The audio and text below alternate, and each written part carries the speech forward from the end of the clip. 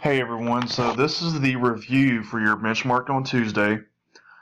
It's not a totally in-depth review like I've been giving on some of the tests, because really this benchmark is going to go over everything we've learned this year, and I'm going to save that for, after this 6 weeks. We'll have about 2 or 3 weeks, I believe, of just straight star review, and that's where I will go more in detail in class, and then I will try to post stuff that is in more detail in case it's something that you have totally forgotten, or for whatever reason, just any skill that you just don't know how to do. So I'll save that for later.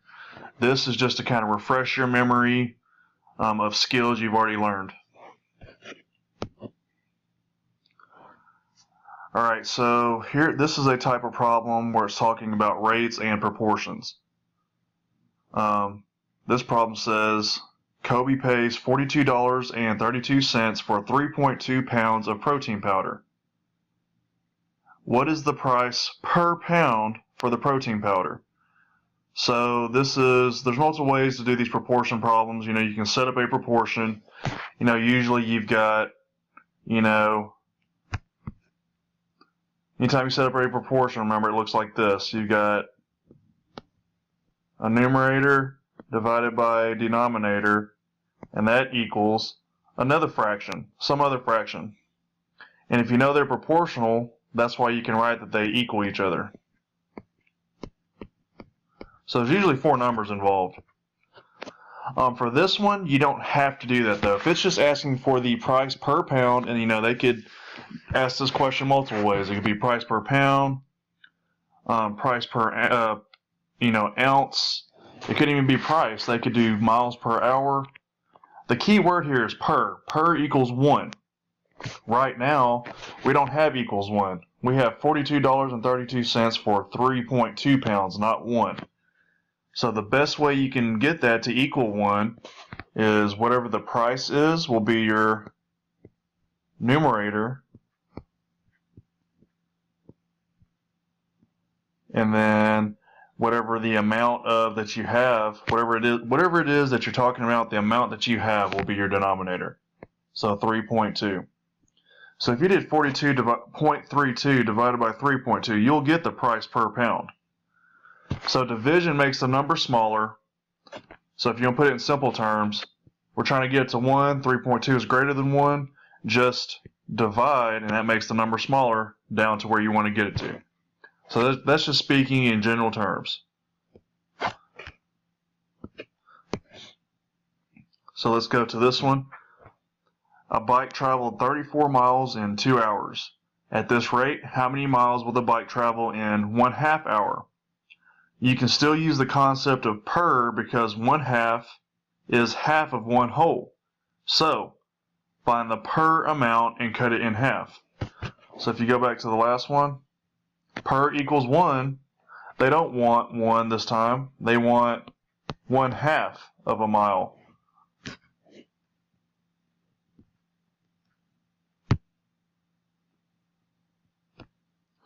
So we'll do the exact same thing we did on the last one. So we have 34 miles. That'll be our numerator. Because remember, speed is in miles per hour. You don't want to put the hours on top, because then you'll get hours per mile.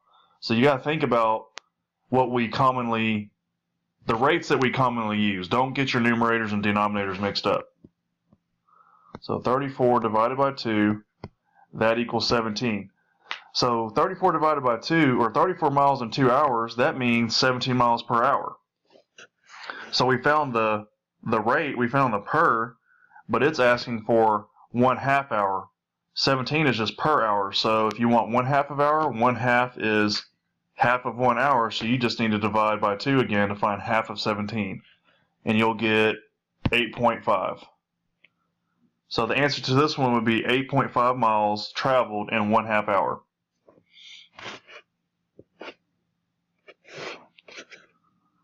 There's quite a few of these slides, so I'll try to go as quickly as possible without over-explaining these.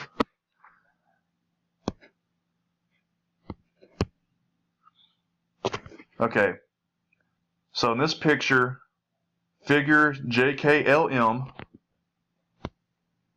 is similar to figure PQRS.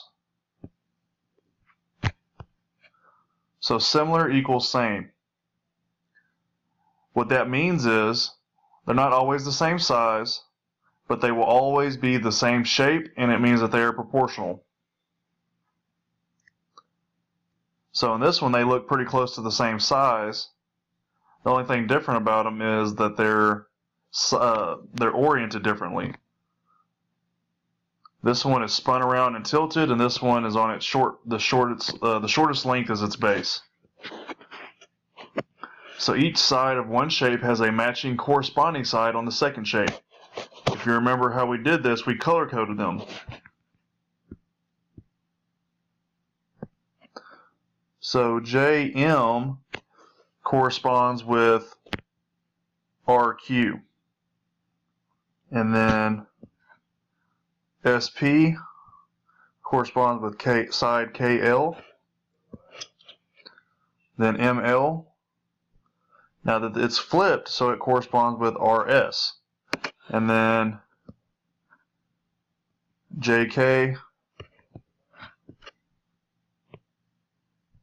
that corresponds with QP. Okay? So the best thing you can do is color code, and that'll help you keep track of which sides correspond to another side. So sides QP and JK have equal length, or proportional length, I should say. ML, RS have similar lengths. SPKL have proportional lengths, and JM and RQ have proportional lengths. That does not mean they are the exact same length. But it just means that you can set up a proportion to find a missing length if it were to ask you that. So let's look at a problem where we do that. Similar figures and missing sides. This is the main type of problem you'll see when you have to know this. So this is just setting up a proportion. So there's multiple ways you can set up these. So the first step is to go ahead and highlight corresponding sides. So this side corresponds with this side. And this one corresponds with this one. So however you set it up, make sure it's the same throughout your proportion. Let me show you what I mean by that. So you could do, 12 and 30 are corresponding. So I could do 12 divided by 30 equals, so that 12 is the left side of my smaller shape divided by the left side of my larger shape. So if I'm going to keep that order the same for my second fraction, the smaller shape needs to be my numerator, so 16, and the bottom of the larger shape needs to be my denominator. And we don't know what that is, so we'll just put x. Okay, so that's 12 divided by 30 equals 16 divided by x. Remember, when you're trying to solve for a missing number in a proportion, you just cross multiply and divide by the number that's left. And that's all you have to do. Now here's another way you can do it. So we did alternating corresponding sides. That was the name of that process we just did. Or you can do corresponding sides on the same shape. So that would be similar. So that's just 12 divided by 16 equals, so that's left side of our smaller shape divided by the bottom. So for the bigger shape, we need to do left side divided by bottom shape, or bottom length. So that would be 30 divided by x. No matter how you set up the proportion, as long as it's the same on both sides, this side is the same as this side, as long as they're the same, you'll get the same answer. So that's how you do that one. Let's go to the next one. Okay, so this is more talking about probability. Logan will roll a number cube and flip a coin for a probability experiment. The faces of the number cube are labeled 1 through 6. The coin can land on heads or tails. If Logan rolls the number cube once and flips the coin once, which list contains only the outcomes in which the number cube lands on a number greater than 4?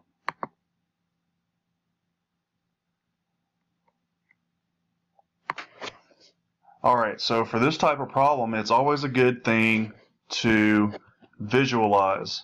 That's for any kind of math problem. Always try to visualize the best you can and draw stuff out, write stuff out. So on this one, we write all the possibilities for the number cube. We can land on 1 through 6. And we've only shaded in 1 through 4, 5, and 6 because we want to know numbers that are greater than 4. We're looking for that kind of probability.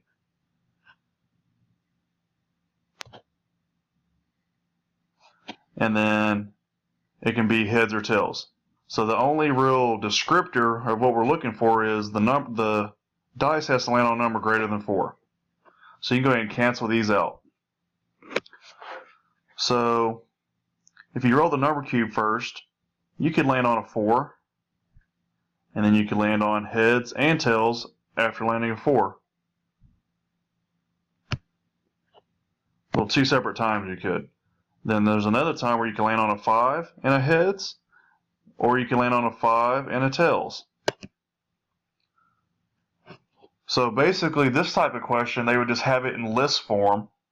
You know, it might look like this. They might have an answer choice, and like answer choice C, it might be like this. It might say 4H, 4T, 5H, and so on and so forth. So what that means is just, lands on the number 4 heads, lands on the number 4 tails, number 5 heads. It would list it all the way through until you get all the possibilities that show number cube greater than 4, and then either heads or tails. So remember, that's what list form shows. You can also use list form to show you the total amount of possibilities. So sometimes they'll ask you, what's the total amount of outcomes? Well, if you can list every single outcome and just add up the total, that'll give you the total amount. So that's a very quick review. There's quite a bit more stuff in probability. So this is just, reviewing some of the stuff you may have forgotten. A little bit of the stuff. On other types of problems, they will ask you to write out equations that are modeled by. Well, these are basically models right here. These are both models of equations. So sometimes it'll ask you to solve for x or rewrite and solve. All you have to do is write exactly what it says. So if you look at it, remember, when they give you numbers, you assume they're positive unless there's a negative sign in front of it. So like this -1, that's the only negative number there is. Now these are 2 separate problems. So if I'm going to write it out exactly as I see it, for the first one, I see 2 x's, so I'm going to write 2x. And then I see 2 1s, that adds up, actually I'm just going to call that 11 instead of 2. So I see the number 11, so I think that's a positive 11, so I write plus 11, and then equals 6. To solve for that, that's just a 2-step equation. So remember, I've told you all this in class, you get rid of your shoes first when you come home every day, so we get rid of either addition or subtraction. Do it to both sides. That cancels out. You're left with 2x equals 6 minus 11. That is -5. Then times 2 is attached to our x, so to get rid of it, we do the opposite. So we divide by 2 on both sides. Cancels out. X equals -5/2. So first you have to rewrite the equation based off of the model, and then solve. And then this one's pretty easy. It's just 1x minus 1. You don't have to draw the 1, remember. And then equals 6. We do the opposite operation to get rid of things. Remember, our end goal whenever we're trying to solve for x is to get x by itself, or whatever the variable is. It can be any variable. As long as we isolate it, we can solve for it. That cancels. X equals 7. And also remember, it's good to double check. So if we replace x with 7, 7 minus 1 equals 6.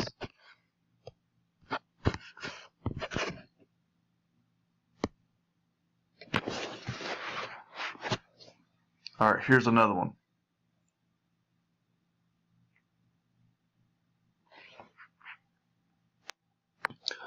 So we have not covered this one, so I will go ahead and skip this one. We have the financial stuff coming up soon.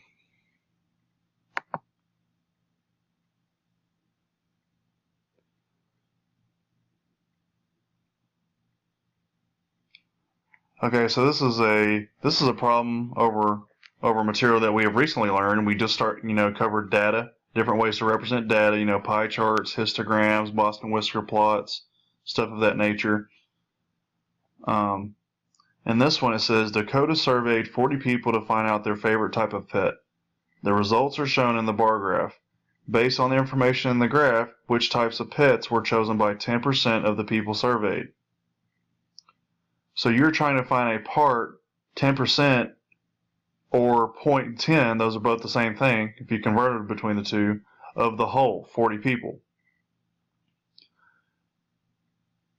When you multiply by a decimal, your number gets smaller. So that can also be used when reading a graph or table.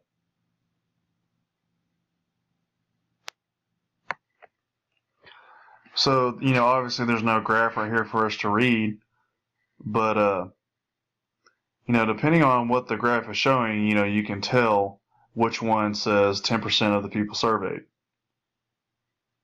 So you would have to find 10% of 40. Remember, and I've said this throughout the year, I hope somebody will finally catch on. Whenever you're trying to find percentage of a number, you just multiply that percentage times that number. So if we're trying to find 10% of 40, you will do that percentage as a decimal. So 0.10 is 10% as a decimal. The way I did that, so right now at 10%, our decimal is right here. I just moved 2 to the left. That is just a rule in converting from percentages to decimals. So you just do 40 times 0.10, and you'll get 400. But remember, you have to count the decimals that are in your multiplication. So we have 2 decimal places in 0.10, but 0 and 40. So that's 2 total, so we'll move 2 places to the left. So 10% of 40 is 4. But the main thing you need to get from this slide is always multiply whatever number you're trying to find a percentage of by that percentage as a decimal. So we just did 40 times 10%, or 0.10.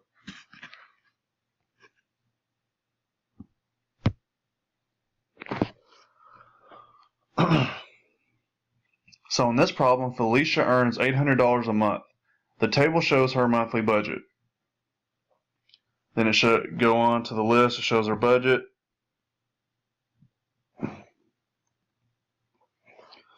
Then it asked, which statement is supported by the information in the table? So let's just go through the answers. Felicia spends 10% of her monthly budget on clothes and food. So you go to clothes and food together. That adds up to $150. Okay? So $150 is supposed to be 10% of her monthly budget. Her monthly budget is $800. So let's find 10% of 800 and see if it matches what it says in answer A. So like I just said, we're going to multiply 800, that's the number we're finding a percentage of, by the percent as a decimal. So 10% as a decimal is just 0.10. Now this is a pretty easy one, so I'm not going to go through all the steps. But 10% of 800 is just 80. So 80 is not 150, so A has to be wrong. So then it says Felicia spends 25% of her monthly budget on her car payment. So $275. Well, on this one you can just use, a little bit of logic. You know that 25% is just 0.25 as a decimal. That's just like a quarter, right? Well, 4 quarters go into $1. So we have to see if her car payment goes into 800 4 times. Well, I know 200 times 4 equals 800. So 275 times 4 is going to be well over 800. So it cannot be B. Let's look at C. Felicia spends 20% of her monthly budget on college savings.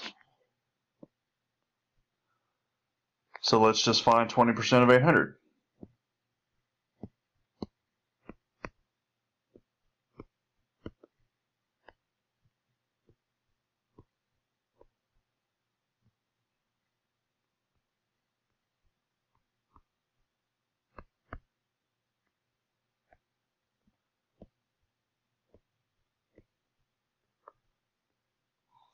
Then we've got 2 decimal places, so 20% is actually 160.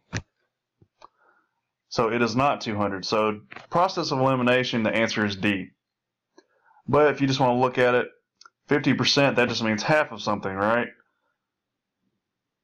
So half of 800 is 400.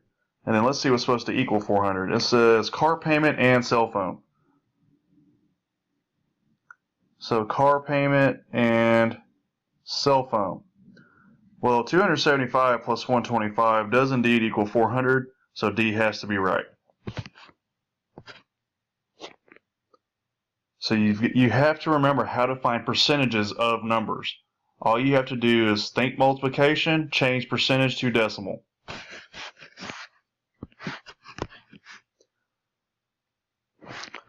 So what if you have a fraction and not a percentage? Let's look at a problem where you would use that. There are 40 cats in the neighborhood, so that's our total. Animal shelter number 1 picks up 1/8 of the cats. How many is that? So it's asking you to find 1/8 of 40. So it's a very similar process between finding percentage of and fraction of. So 1/8 of 40 is what? So you're just going to do 1/8 times 40. Now you could do the exact same thing as you did with the percentage. You could convert the fraction to a decimal and multiply. Or you can leave it in the form of a fraction and multiply too. So right here we're just doing 1/8 times 40.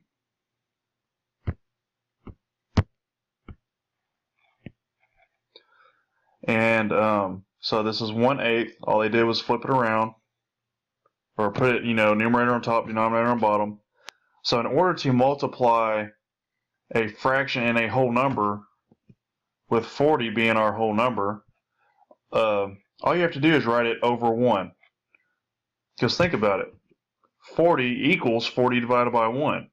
40 divided by 1 is just 40, and 40 is 40. So now you just multiply. Remember, when you multiply fractions, you multiply the numerators together. After you do that, you get 40. Then you multiply the denominators together. 8 times 1 is 8. And then you would divide. You would see how many 8 goes into 40. And you would say 5. 40 divided by 8 equals 5. So we found how many animals is 1/8 of 40. 1/8 of 40 is 5. 5 cats.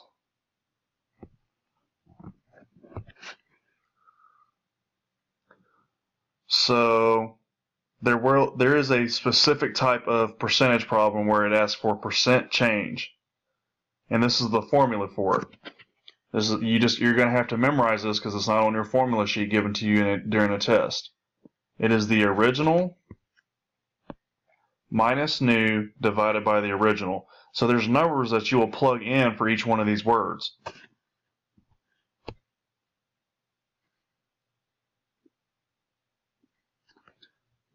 So basically, let me go back. So let's say they gave you the original percentage and the new percentage. You would divide that by the original percentage.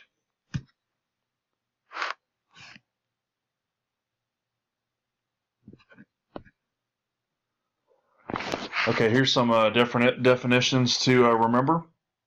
Remember volume. Volume is talking about 3D figures. Okay?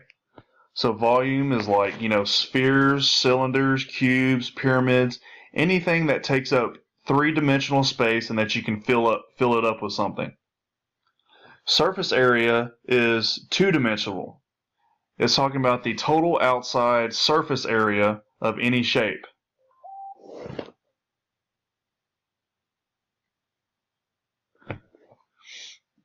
So another way to think about it is you could find this. Let's say you're trying to gift wrap something like a box for Christmas, and you want to figure out how much gift wrap you need. Well, you would find the surface of each face of that box. So let's say you had a cube, or it's got the same amount of sides as a dice. So you would have six, rectangles or squares that you'd have to find the area of. Then you would add them up all together, and that would give you the total surface area. Then you would have to find your gift wrap and make sure you have that same amount of area or more to make sure it goes all the way around the gift. And then lateral surface area is the exact same thing as surface area, but minus the base. One important thing to remember is on triangular prisms, most of the time they're laying down on their sides, so you have to stand them up to where they look tall. If you've been in my class, you'll probably remember what I'm talking about. So it's important that you remember these three different definitions. On your reference sheet, please do not use the volume formulas to find surface area. You use the area formulas. It's right in the name.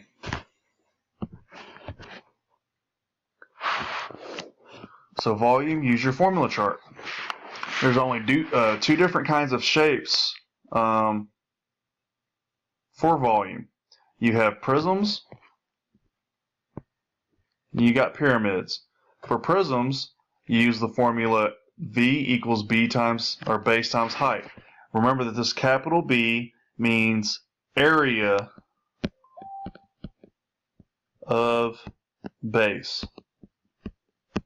You only do that when finding volume. You don't do that when you're finding area, because an area is just base times height.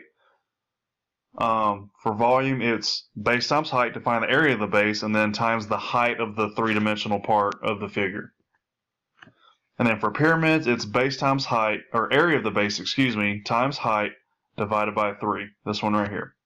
So that's the first question you need to ask yourself when finding formula. Is it a prism or is it a pyramid?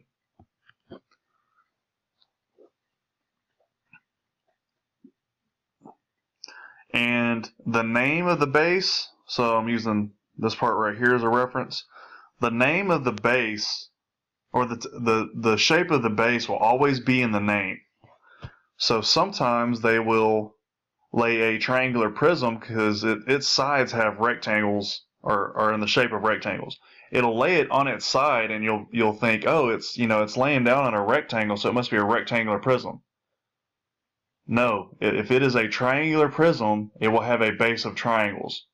So you have to stand it up on what looks to be its side, but what should actually be its bottom or top.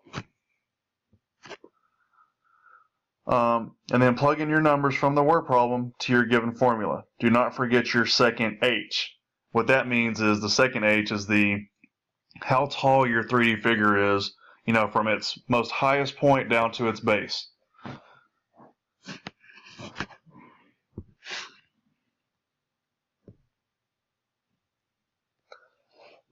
You can always work backwards with your formulas. Just plug in your numbers as you know them and solve them like you need to.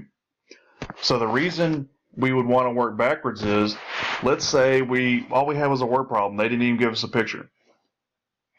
If they gave you the volume and the base, you should still be able to find the height. So they won't always ask you to find volume. Sometimes they'll ask you to find a smaller part if you're given the whole. So if they said volume equals 50, and they said the area of the base was 25, you would just plug into your formula, which is what they do here. They plug 50 in for V, 25 in for area of base, and they get 50 equals 25 times H. All they do is they're trying to solve for H, so they isolate H.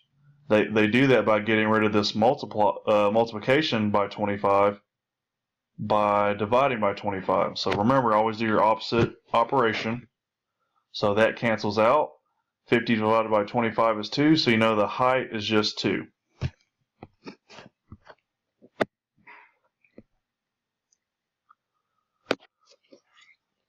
Total surface area. the area of each and every shape of the 3D figure, like a composite figure. Draw out your shapes. So in this problem right here, this seems to be a square pyramid. Okay? So you've got your base, and then you've got your four sides, your four triangular faces of the pyramid. So all we did was draw out each two-dimensional shape that is on the surface of the 3D shape. So we know how to find the area of a square or a rectangle, and that's just area equals base times height. And then we know how to find the area of a triangle, and that's area equals base times height divided by 2. So once you find the area of one of these, you're just going to multiply by 4 because they're most likely going to be the exact same size. Once you find the area of each individual face of the 3D figure, you add up all those areas, and that will give you the total surface area.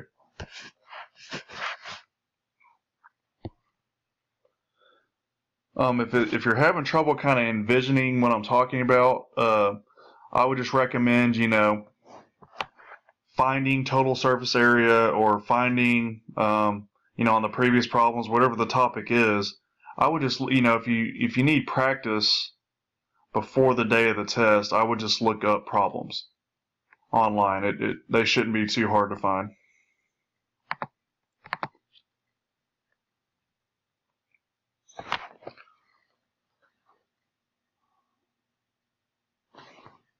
So I will skip this one. This is just a, per type problem. We can go over it in class.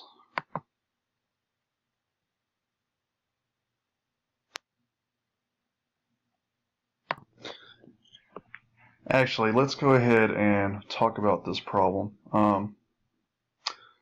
This slide is mainly just to show you, how visualizing or drawing out, what you're actually going to do will help you solve for these. So in this problem, Mrs. Moyer had $100 to purchase candy for her students at benchmark time. So that's all the money she has to purchase candy. She bought 10 bags of mints, 7 boxes of Jolly Ranchers. Each bag of mints cost $1.29, so that's our unit rate, that's our per. That's the price per bag. And each box of Jolly Ranchers costs $2.29. That's our cost of Jolly Ranchers per bag, per box. How much money did Mrs. Moyer have left after these purchases? So notice how she highlighted have left. That means you're going to have money left over, so you didn't spend all of your 100. You're going to have some change left. So in this little visualization down here, we have Jolly Ranchers, we have mints. We've got mints, the price of mints, plus the price of Jolly Ranchers. So if we have to find the price of the mints, we have 10 bags of mints that cost $1.29 per bag. So you would just do 10 times $1.29 to find the total cost of mints. Same thing for Jolly Ranchers. 7 boxes of Jolly Ranchers times the price per box, $2.29. So 7 times $2.29. You add all of these prices up together. Once you know that price, you subtract it from the total that she started with. So 100 minus whatever the cost is of both of those prices or total cost of candy. So this is just a very simple way down here that you could visualize what you're trying to do.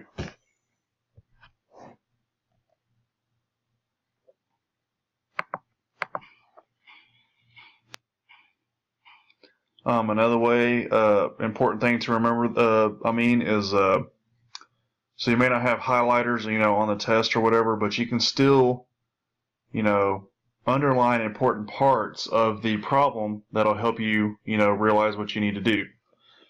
So in this one, a fitness club has 125 members. Each member pays monthly dues of $24.10. So that's a rate. When it says monthly, that's the price per month. On the first day of the month, 67 members paid their dues. The remaining members paid their dues on the second day of the month. How much money was collected in dues on the second day of the month? So if you want to know, how much money was collected, you need to know how many people paid. So it would be important, to write that down. So you would subtract how many paid on the first day, because the amount that's left will be how many paid on the second day. So you subtract 67 from 125. Whatever you get for that is how many people paid. And each member pays monthly dues of $24.10. So you would just do the amount that were left on the second day times the monthly rate. But it's important that you know what you're actually finding. If you don't know what you're finding, you're just going to, add, subtract, divide, do some kind of totally, different operation you're not supposed to do. Or maybe it's you do the right operation, but it's between two numbers that are not even related to each other. So make sure you thoroughly read word problems and make sure you actually know what you're trying to find out.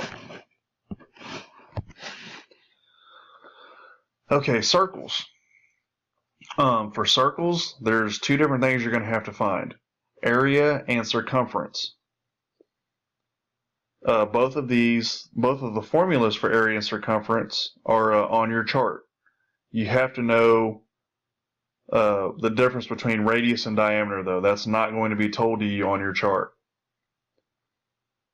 Make sure in your word problem you highlight what you're looking for. So remember that this symbol right here, the symbol pi, that just equals 3.14. Always and forever. Whatever problem you're using, you'll use the number 3.14 in place of that symbol right there. And also know that the radius is the point from a center of a circle to the edge. And then the diameter goes from one side through the middle all the way to the other side. Another relationship to know is that the radius is always 1/2 of the diameter. And the diameter is always twice the radius. I'll give you an example why you need to know that. So let's look at, let's say you wanted to find area. Well, you see that it has R right here. So you need radius to find area. They may give you the diameter in the circle, and so don't be confused if you see that. Just know that radius is half of the diameter. So if they said the diameter was 4, you would just say that the radius is 2. If it was 4 down here, the radius is 2. So then you would just plug this 2 in right here. And then they can do the same thing with circumference. For circumference, you need diameter. They may give you radius. Let's say they gave you a radius of 2. Well, the diameter is just twice the radius, so this whole diameter right here is just 4. So you would plug that in right here. So make sure you remember that relationship between the two. But that's the hardest part. If you can remember that relationship right there, it's just plugging in numbers and multiplying. And whatever you get is either your area or circumference.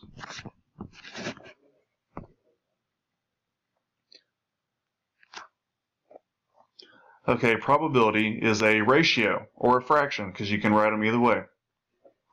The top, or the numerator, is how many of specific item there are to choose from.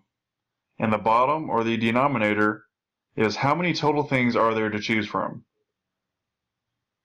So an example of that could be, what are the odds of landing on an odd number on a dice?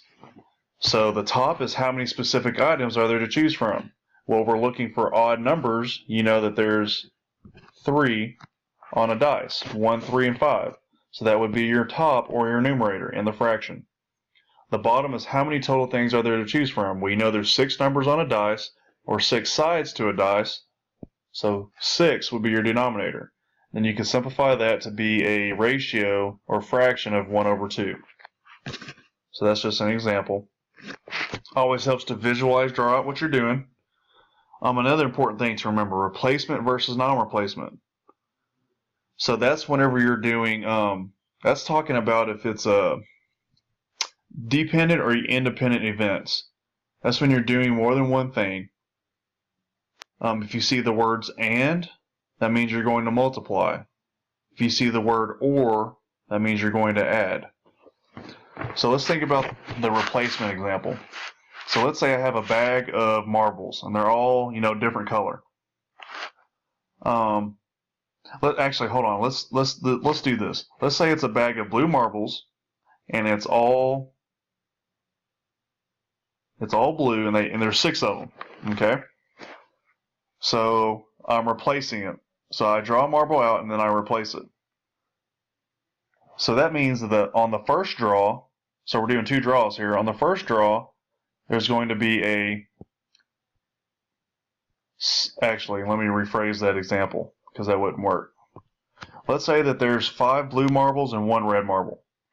The odds of choosing a blue marble would be 5, because there's 5 of them, that's my numerator, and then the total is 6. So there's a 5 out of 6 chance of getting a blue marble. Then you would have to multiply by the odds of what it's asking for on your second one. So let's say it was asking for, and then on the second draw, the odds of getting a red one. Well, there's 1 red one in there, so that would be your numerator. And then your denominator stays the same. So this is an independent event because the second draw did not change based on what happened in the first draw.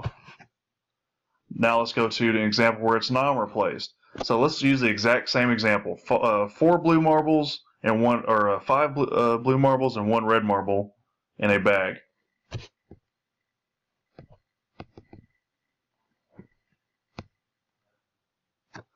So exact same example, but now we're not replacing it. So the first fraction still stays the same, the odds of drawing a blue marble on the first draw. And then times the odds of picking a red one on the second draw after not replacing that blue marble. Well, there's still only 1 red marble in there, so the numerator stays the same, but now our denominator changes to 5 because we did not replace that marble back in there, so now there's only 5 total in there. So see how that could change your answer, because that will, once you multiply, that'll give you a totally different answer. And then on the word problems, just make sure you look for and or, because and means you're going to multiply whatever it's talking about, and if you see the word or, that means you're going to add.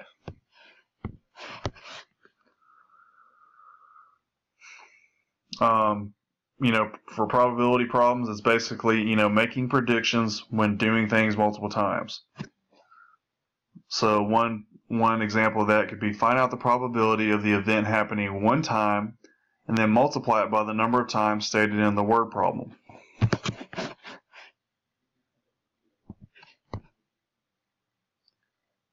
Be sure to watch out for the not questions. So an example of that could be, what are the odds of not picking a blue in that bag? Remember, there was 5 blue and 1 red. Well, how many things are not blue in that bag? You would say 1, right? So the odds of not picking a blue would be 1 out of 6. So that's an important one to remember.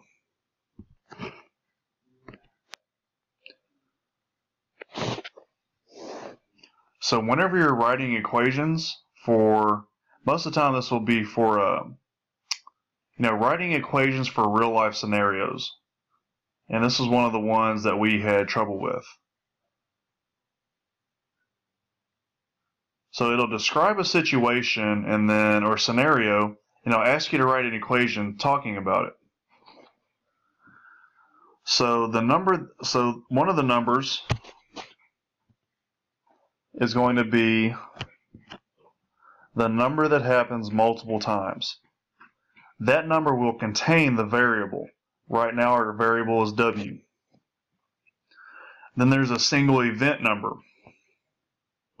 That's the one-time, most of the time it's a one-time fee. And then the total. So using this little, key right here, I can actually come up with an example of where, I can come up with a scenario for this equation. And sometimes they'll ask you to do that both ways. They'll give you a scenario and ask you to write an equation, or they'll give you an equation and then come up with a scenario that describes that equation. And I do have a video up of this where I work through multiple of these problems. So for this one, you might say, I don't know. This probably doesn't make sense for a cab company, but it's the first one coming to mind. So let's say a cab company charges a service fee of $58.69. Let's say you're going across the state.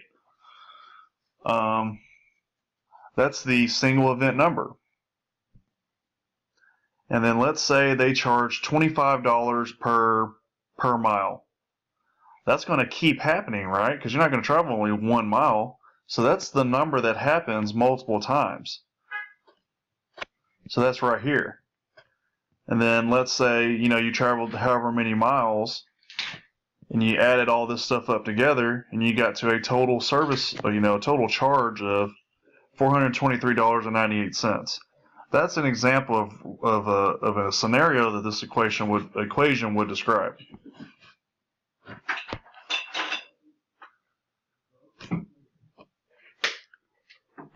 So on this one, they'll give you a scenario and you have to write an equation. Just write exactly what you read. So Chloe and Mackenzie each have a CD collection. The number of CDs in Chloe's collection can be represented by X. So that's your variable right there. X is the number of CDs in Chloe's collection. The number of CDs in Mackenzie's collection is 5 times the number in Chloe's collection. So 5X represents Mackenzie's collection because it's 5 times the number of Chloe's collection. So that's just 5X, or 5 times X. The total number of CDs in both collections is 229. So it says the total in both. So you're going to add the amount of CDs in Chloe's, and the amount in Mackenzie's, which is 5 times Chloe's, and that's going to equal 229. So you put it all together, and you get Chloe's collection plus Mackenzie's collection equals 229. All we did was write exactly what it told us to. We just represented it with mathematical symbols.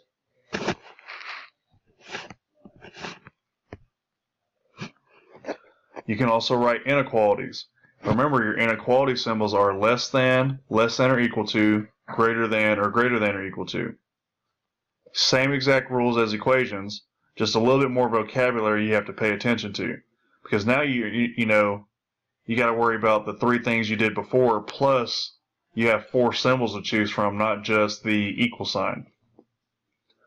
So in this problem, Elton bought a candy bar for $3. He also bought some popcorn for $5 each. Elton did not spend more than $26 on the popcorn and the candy bar. Which inequality can be used to find P, the number of popcorn that Elton could have bought?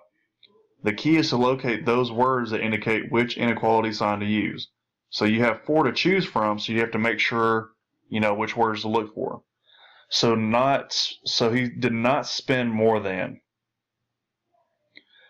So let's say, you already know the total. The total is 26.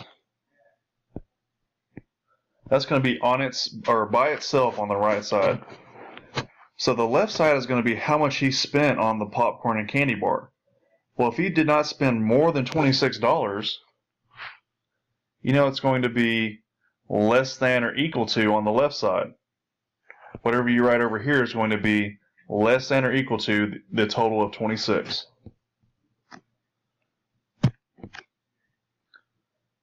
He bought 1 candy bar, so that's only going to be that's the one-time fee right there. So that's just $3 plus however much he spent on popcorn. We don't know the number of popcorn. That's what we're supposed to be solving for. So we write the cost of the popcorn each. So 5p. We also know what our variable represents. It says find P, the number of popcorn that Elton could have bought. So this whole thing describes what P is. So this is our inequality, and you can solve for it too. So you can subtract by 3. Remember, to solve for equations or inequalities, you have to isolate the variable, which is p right here. That cancels. You're left with 5p is less than or equal to 23. Then you divide by 5.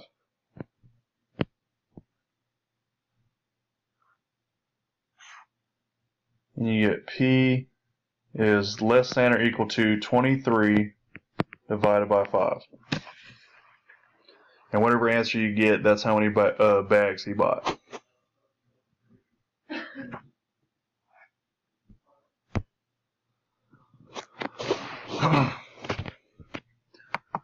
So on this one, it's just a little bit more of the same. Whenever it's asking for a proportion, same thing, ratio or fraction. Use when you're comparing two things. You can use this stuff with about 90% of all the material that we've learned this year. So if you're just at a loss, can't figure it out, just try setting up a proportion. Maybe you'll get something right. The key is to not match items, or to match items, do not mix. So here's an example. Raina likes 8 ounces of ice in her 48 fluid ounces of Sonic drink. Last week she drank 240 fluid ounces of Sonic drink. How many ounces of ice did she consume last week? And this is your proportion that you set up right here. So as you can notice, ice is on top, drink is on bottom. You cannot have, ice on top and drink on bottom in one and then flip it on the second one. It has to remain consistent for both of them. You could easily put ice on bottom and drink on top as long as the second one matches. So if you were to flip the first one, your 240 would then be on the top up here. So once you have your proportion set up correctly, you can cross multiply and then divide by the number that's remaining. That'll give you how much ice was in 240 ounces of Sonic drink.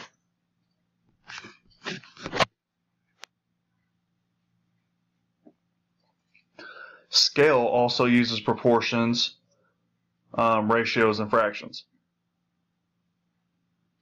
So scale is usually the top and then real is on bottom.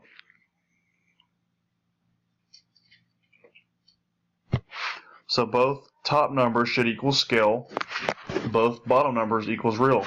Remember, scale, you'll see that whenever it's talking about, maps most commonly, or drawings. So what they'll say is, perhaps 1 centimeter on the drawing equals 1 foot in real life for the bathroom. So like, let's say you're, an engineer and you're building a house or a building, or an architect, that's how they do it. So using this scale, you can set up a proportion to find the real distance or measurements of the bathroom in real life. Or you can do the opposite. They may give you the dimensions of the bathroom. They may ask you to find the dimensions of the bathroom on the drawing. Either way, you can set up a proportion.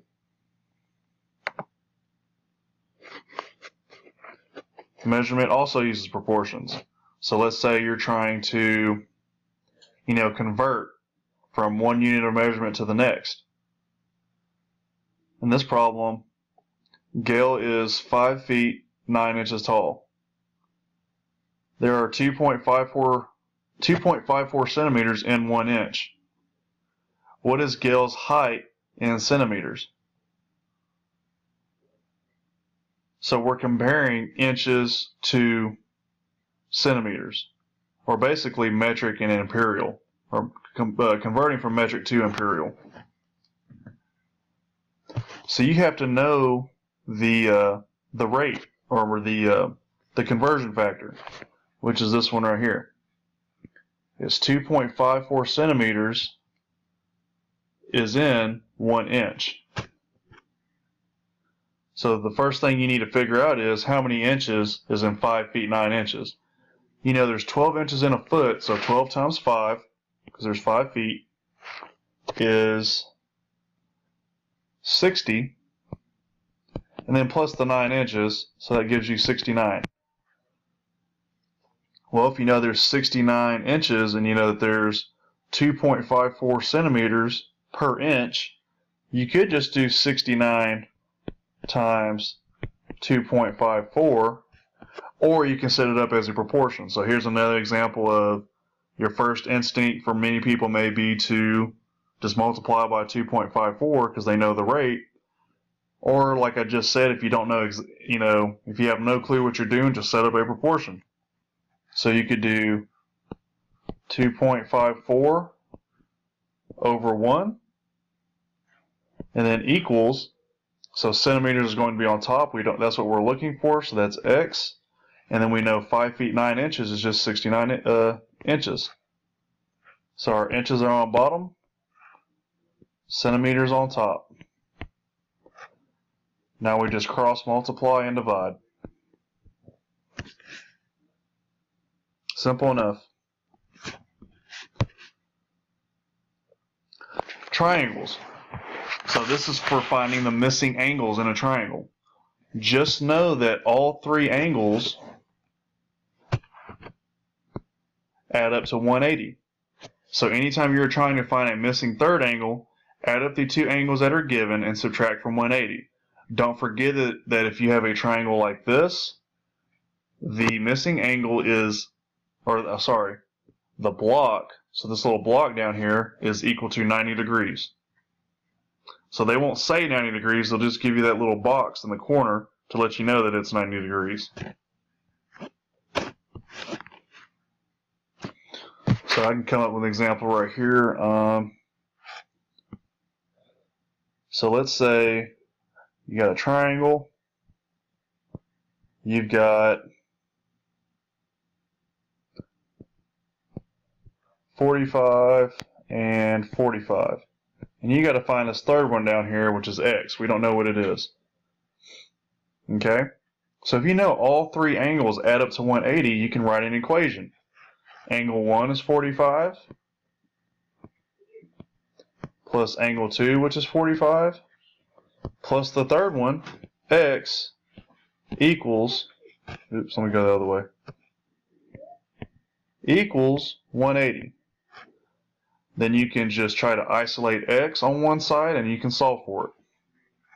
If you do that, you'll get 90, because you'll add up 45 plus 45, that equals 90, then subtract it from both sides, and 90 equals x. So you know that missing one is 90 degrees. So that's an example of when you would use that.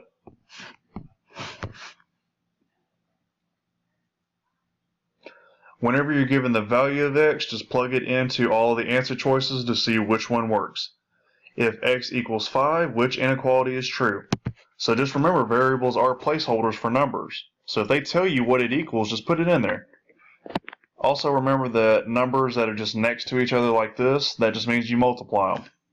So let's go through the list. So 3x is greater than 20. So we'll do 3 times 5, and you get 15. So 15 is not greater than 20, so that's not true. So then you have 3 minus 5 times 5, because you're going to place x with 5, so you get 3 minus 25 less than 10. Well, 3 minus 25 is just negative 22. So that one is, of course, less than 10. 2 plus 5 is just 7. That's not greater than 10, so C is wrong. 2 minus 5 is negative 3. Negative 3 is not less than negative 3. If it looked like this, less than or equal to negative 3, that would be true. But they have this thing right here, so that means equal to, or they don't have that, so it just means less than. So the correct one would be B.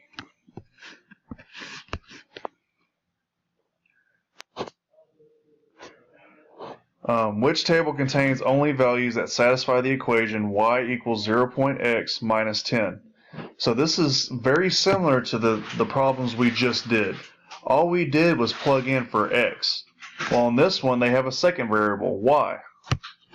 So the only thing different on this one is you have to see that if you plug in a number for x, you need to see if it matches whatever it equals. So x is your input, y is your output.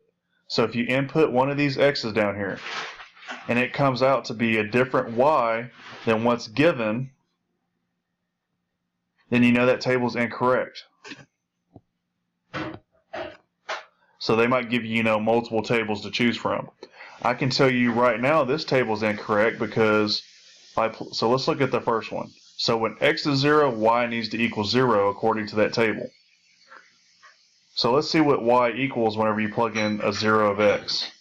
So y equals 0.8 times 0 minus 10. Well, 0.8 times 0 is just 0, so you get y equals negative 10.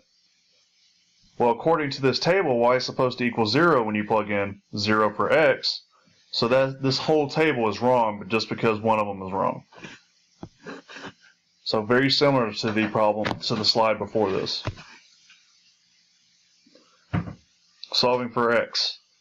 Whenever you are given the value of x, just plug it into all the answer choices to see which one works. Number 1, goal is to get variable on one side, on rest of numbers on the other side. Number 2, you can move things around by doing the opposite of. And I've been saying that throughout this PowerPoint. And I'll remind you when we go over it in class. And this is something we've been doing all year. Remember your little Venn diagram that we did in the beginning of the year? Remember you have your biggest ring, then your smaller one, then your smaller one, and then your smallest one. If it is inside one of the smaller ones, then that means it is also part of one of the larger circles. So this list is going from smallest to greatest. Your counting numbers include all the positive whole numbers. The whole numbers include all the counting numbers plus 0. Integers include all the positive and negative whole numbers. So that's negative 1, 2, 3, and then positive 1, 2, 3, and 0. So notice how it includes the smaller ones plus new things. And then rational numbers include fractions and decimals. So negative fractions and decimals.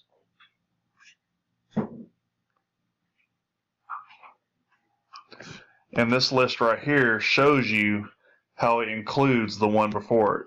So whole is whole and counting. Integers is positive and negative and whole and counting. Rational is fractions, decimals, integers, whole, and counting. So it gets bigger and bigger as you go down the list. Composite figures. Remember, so they don't always, they may give you some kind of funky shape. So I'll give you an example. So let's say they had one like this.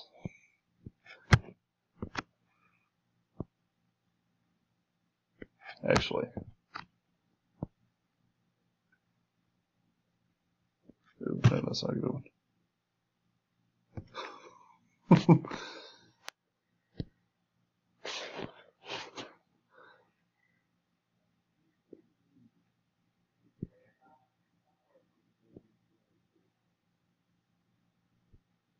So let's say they gave you a shape like this. So this is like so you have 3 different shapes here, but they may not draw the shapes to where you can see them necessarily. So, oops.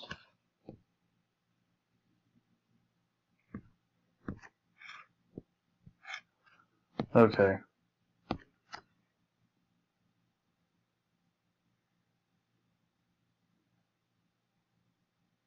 Actually, I remember one of the ones we worked on. So let's say you had a shape like this.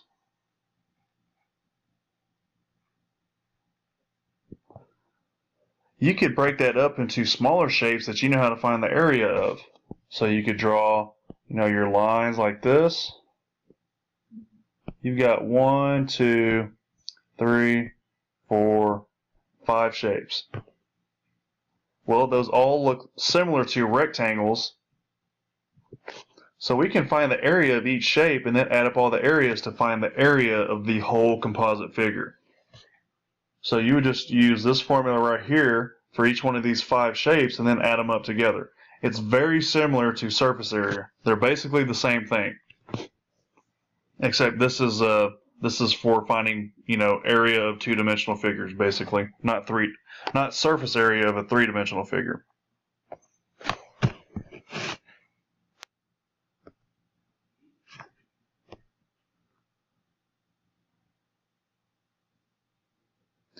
And then also you can find, whenever you have a chunk taken out of a composite figure, make sure you find the area of the overall shape colored, and then find the area of the missing shape not colored, and then subtract. You may remember problems like that. If you can't really envision what I'm talking about, just type this into Google, and you will be able to see examples of problems where that happens.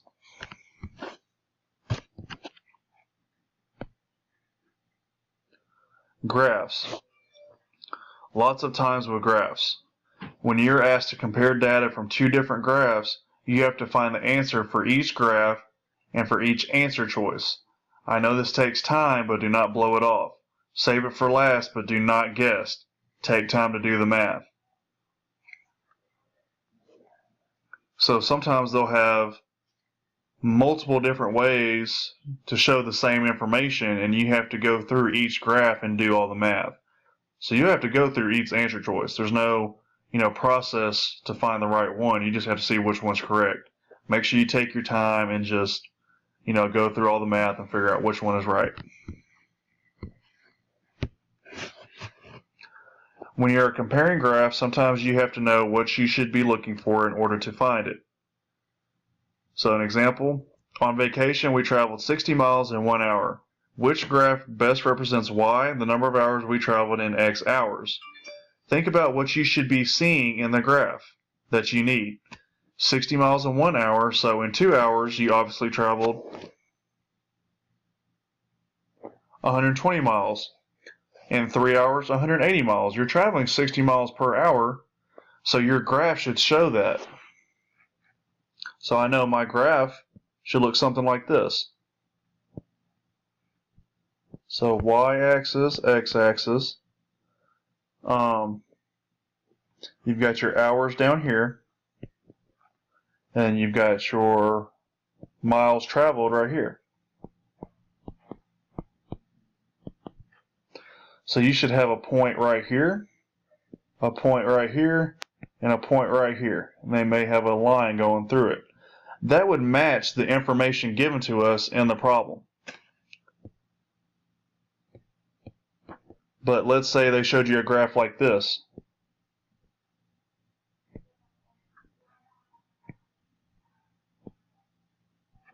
Well, if you look at it, it's saying we traveled 120 miles in 1 hour, and then in 2 hours we had only traveled 60 miles. So that's saying we actually went 120 miles out and then came back 60 miles. So make sure it actually matches what's given to you in the problem.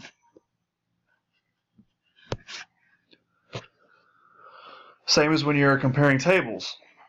Sometimes you have to know what you should be looking for in order to find it. Every month we pay $50 for our Amazon movie account. How much have I paid after each month? Think about what you should be seeing in the table. After 1 month,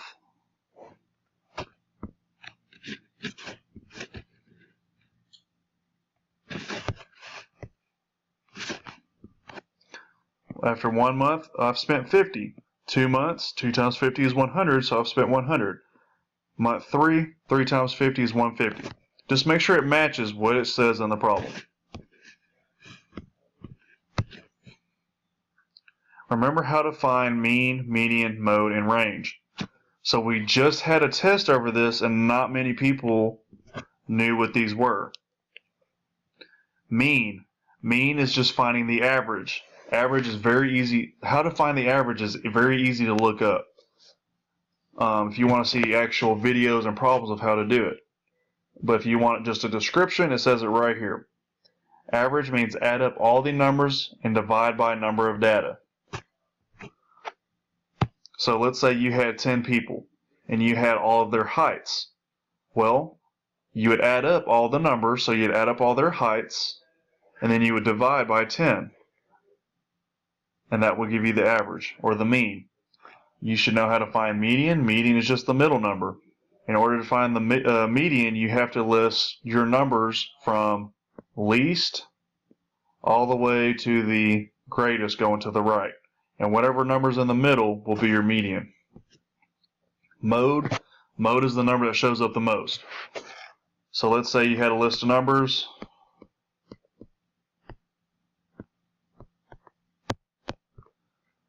I would say my mode is 2 because 2 shows up 2 times. It shows up the most, so that's my my mode. Range is the largest number minus the smallest number. So let's say I had